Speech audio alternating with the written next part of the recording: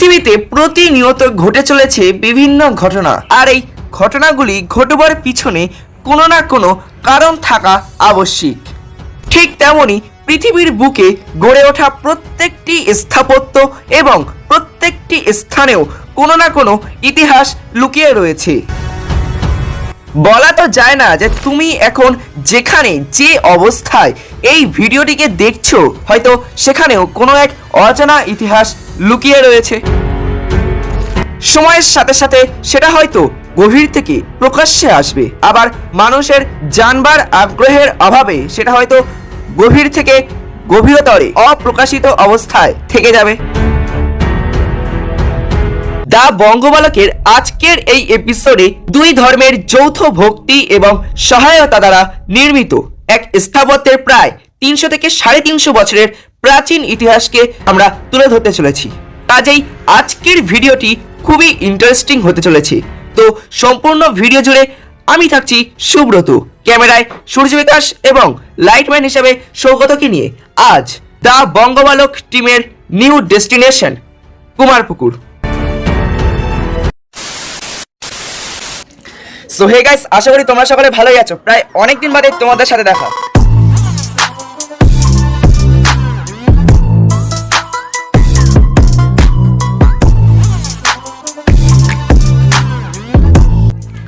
Alright, at now the time is 4:30 PM আর আমাদের বেরোবার কথা ছিল বিকাল 4টায়। সো বুঝতেই পারছো অলমোস্ট 30 মিনিটস লেট। সো এখানে কথা বলে আমি বেশি টাইম ওয়েস্ট করতে চাইছি না। আমরা জাস্ট এখনই বেরিয়ে পড়ছি আমাদের গন্তব্যের উদ্দেশ্যে, অ্যান্ড ওখানে গিয়ে কিন্তু তোমাদের সাথে আমি আবার ব্যাক করছি। So let's go.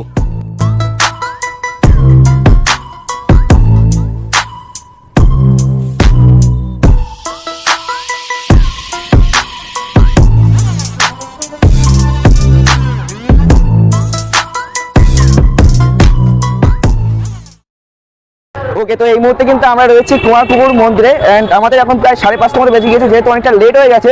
আর এই পাশে কিন্তু রয়েছে কুমারপুকুর মেন মন্দিরটা। তো আপনি এখানে মানে পুরোহিত? হ্যাঁ। আপনি কত বছর ধরে এখানে আছেন? এখানে আমার এখন বয়স 63 বছর। আপনি কি প্রথম থেকে এখানে আছেন? না, তাহলে এখানে 350 বছরের পুরানো এই বেতেশ্বরী কালী। আপনার নামটা যদি জানতে পারতাম? প্রদীপ চক্রবর্তী। তো এখানে কিন্তু আরো অনেকেই রয়েছেন, আপনাদের নামটা একটু কাইন্ডলি যদি জানান। আমার নাম ইন্দ্রজিৎ চক্রবর্তী, রামপ্রসাদ চক্রবর্তী। আচ্ছা, কুমারপুকুর মাকালগাছা অঞ্চলের অন্তর্গত। তাহলে মানে এই যে কালী মন্দিরটা আমরা শুনেছি যে কোনো একজনের বাড়ি হয়তো প্রতিষ্ঠিত হয়েছিল, তো এটা কার বাড়িতে প্রতিষ্ঠিত হয়েছিল এবং কিভাবে প্রতিষ্ঠিত হয়েছিল সেটা একটু জানতে চাইছি। এখানে বিশেষত মুসলিম এলাকা। আচ্ছা, এখানে হিন্দু বলতে প্রায় 2 মাইলের পরে হিন্দু পাওয়া যাবে, হিন্দুদের বাড়ি বসত বাড়ি পাওয়া যাবে। এই অঞ্চলে কোনো হিন্দু বসত বাড়ি নেই, পুরোটাই মুসলিম এলাকা। মুসলিমদের মধ্যে একটা ধীবর অলি চৌধুরী, উনি মাকে পেয়েছিলেন। উনি জাল ফেলতেন, জাল ফেলে বিদ্যাধরী নদী ছিল, সেই বিদ্যাধরী নদী জাল ফেলতে ফেলতে দেখে যে ওখানে একটা ওই জালে কি একটা শক্ত, খুব কষ্ট করে জালটা যখন তুলছে তখন কি একটা বেঁধে গেছে।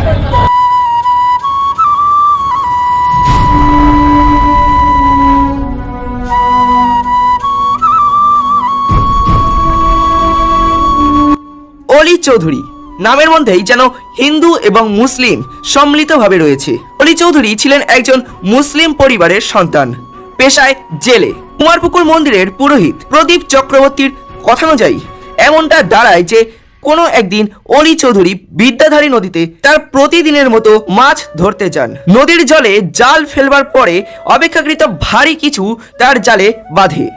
অনেক চেষ্টার পরেও জালটিকে তিনি জলের উপরে তুলতে পারেন না।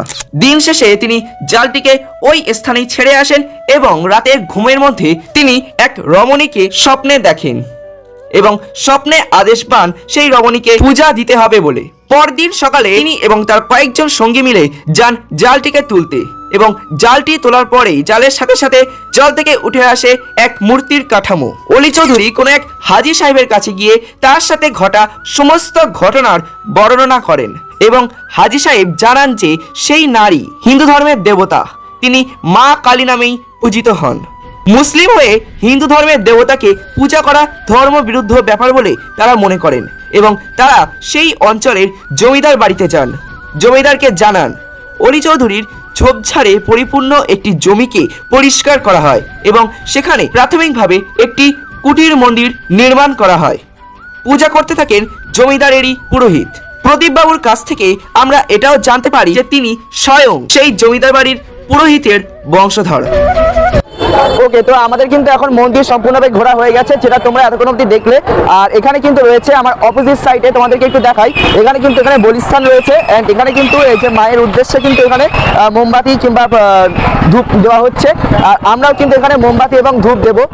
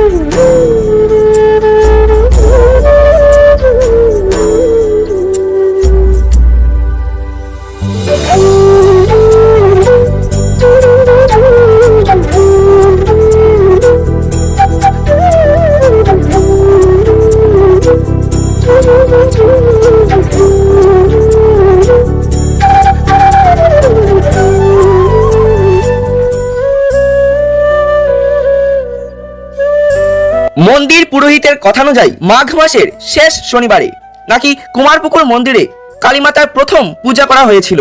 সেই কথাকে মাথায় রেখে প্রতি বছর ঠিক এই সময়ে ভীষণ ধুমধাম করে এখানে পুজোৎসব পালিত হয়। সাথে চলে 7 দিন ব্যাপী গ্রামীণ মেলা।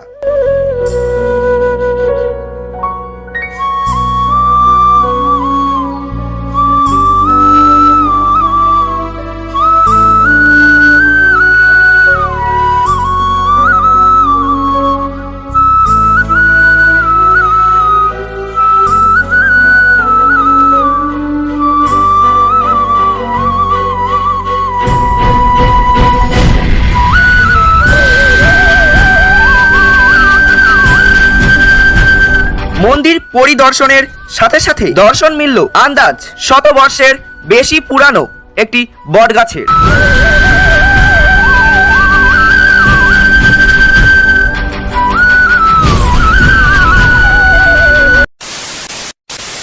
তো আমরা কিন্তু এবারে সম্পূর্ণ কিন্তু মেলার মধ্যে ঢুকে পড়েছি।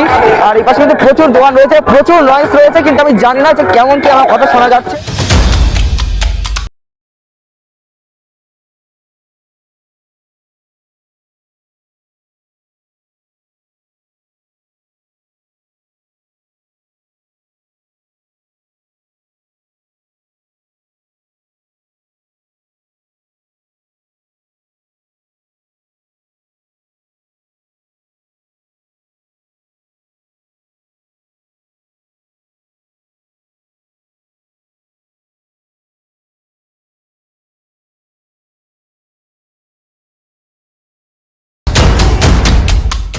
ওকে, তো আমরা কিন্তু এখন ব্রেক ড্যান্সে উঠে পড়েছি, আমি আর আমার বেস্ট ফ্রেন্ড সূর্য বিকাশ। প্রায় 50 টাকা করে টিকিট নিয়েছে এখানে। জানি না কতক্ষণ, মানে প্রায় 6 পাক মতো আর কি ঘোরাবে। আমি জানি না কতটা পর্যন্ত আমার ভয়েস শোনা যাচ্ছে, So, শোনা যাচ্ছে, যাই হোক, আর ভয়ও লাগছে। যাই হোক, জানি না কতটা কি তোমাদেরকে দেখাতে পারবো। ভাই চালু করে দিয়েছে, এখানে আমি জানি না কি হবে ভাই, বাপরে।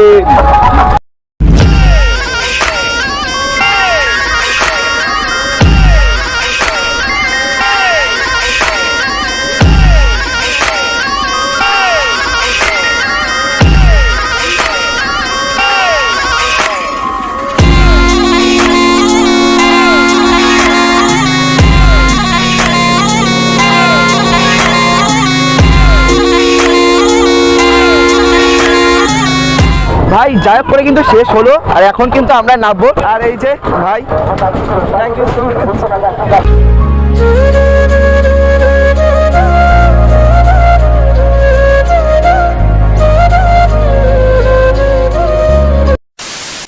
তো আমরা এখন কিন্তু ফুচকার দোকানে দাঁড়িয়ে রয়েছি, আর এই যে কাকু কিন্তু ফুচকা মাখছে। সো আমরা এখন নাকি খাবো, কারণ সন্ধ্যা থেকে আমরা এখান থেকে আসার পর থেকে কিন্তু কিছুই খাইনি। সো স্টার্ট হয়ে গেছে, চলো খাওয়া যাক।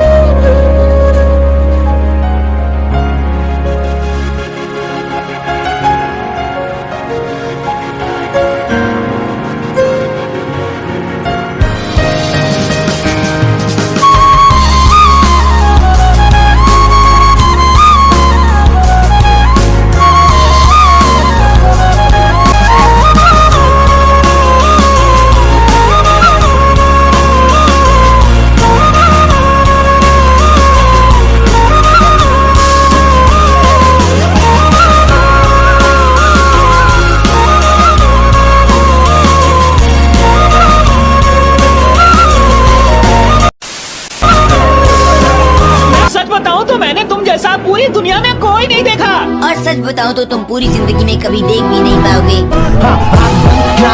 खोटा खोटा बात बंद। It's the motherfucking Eagle.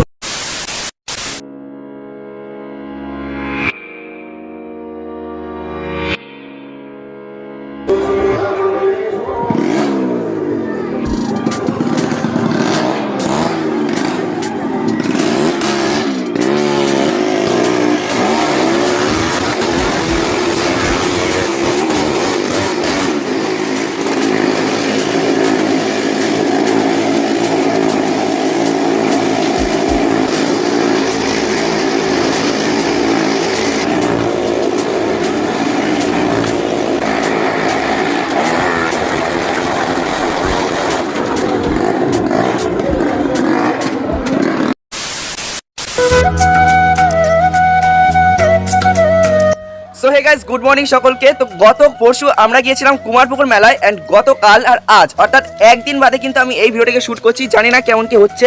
গতকাল আমি গিয়েছিলাম আমার বাবা মায়ের সাথে, অ্যান্ড গত পরশু গিয়েছিলাম আমার বন্ধুদের সাথে, আমার টিমের সাথে। গতকাল অ্যাকচুয়ালি আমাদের দরকার ছিল হাসনাবাদে, অ্যান্ড হাসনাবাদ থেকে বাড়িতে ফেরার পথে কিন্তু আমরা কুমারপুকুর মেলায় ঢুকবো, এরকম একটা প্ল্যান ছিল। সো বুঝতেই পারছো যে আমি এতটা বড় হয়েছি, বাট আমার ছোটোবেলার আর কি স্মৃতিগুলোকে ধরে রাখার জন্য এবং ছোটোবেলার যে অভ্যাসটাকে ধরে রাখার জন্য আমি আমার বাবা মায়ের সাথে আবার গিয়েছিলাম মেলায়। সো হাসনাবাদে যাওয়ার পথে আমাদের গাড়িটা জাস্ট একটু স্লো হয় কুমারপুকুর মন্দিরের সামনে, অ্যান্ড মন্দিরের সামনে স্লো হওয়ার পরে গাড়ি থেকে আমি দেখতে পাই যে মন্দির থেকে বেরোচ্ছে বিষাক্ত ছেলে। তোমরা অফকোর্স চিনো প্রহ্লাদ মাইতি দাদাকে, অ্যান্ড সে আর কি রোস্ট করে কিংবা খুব ভালো ব্লগ বানায়।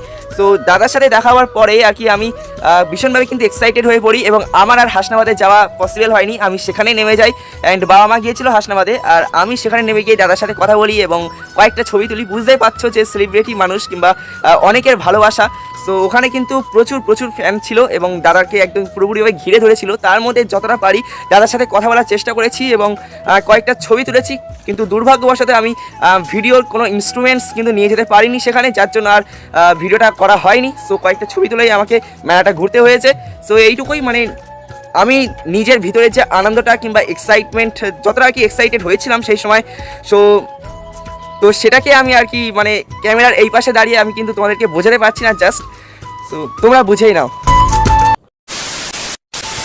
তো ভাই এই ছিল আজকের ভিডিও। জানি না আজকের ভিডিওটা কেমন কি হয়েছে, এবং কুমারপুকুরের ইতিহাসটা আমি যতটা পারি কিন্তু তোমাদের কাছে তুলে ধরার চেষ্টা করেছি। এখন তোমরাই অফকোর্স নিচে কমেন্ট বক্সে কমেন্ট করে জানিয়ে দিও যে কেমন হয়েছে কিংবা কোন জায়গায় ভুল ত্রুটি হয়েছে। যদি কোনো জায়গায় ভুল হয়ে থাকে তবে অফকোর্স আমি সংশোধন করবার চেষ্টা করবো।